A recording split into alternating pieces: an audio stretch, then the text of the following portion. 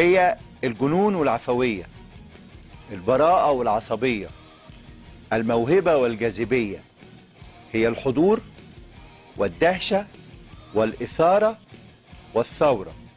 كل ده بيلخص اسمها إلهام شاهين.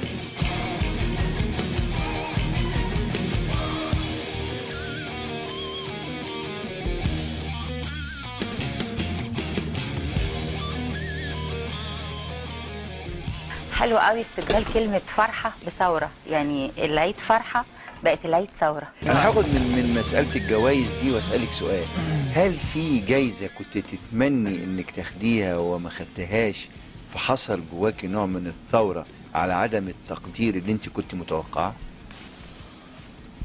لا مش حصل جوايا ثورة، حصل جوايا بتبقى كبسة يعني. كبسة. أنا مرة بلغت إن أنا واخدة جايزة كان فيلم دنيا عبد الجبار وكنا في مهرجان اسكندريه.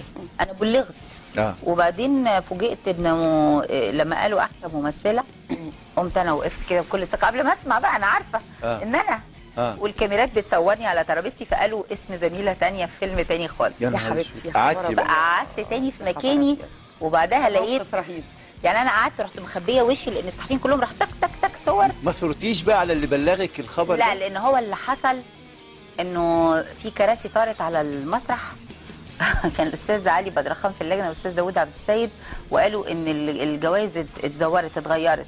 فبعد الجائزه بتاعتي لقيت في كراسي بتطير على المسرح وبتاع، والسنه دي اتلغت الجوائز من مهرجان اسكندريه، يعني ما حدش خد جوائز واتلغى المهرجان، اتلغت النتائج لانها اتغيرت وكانت حكايه كبيره.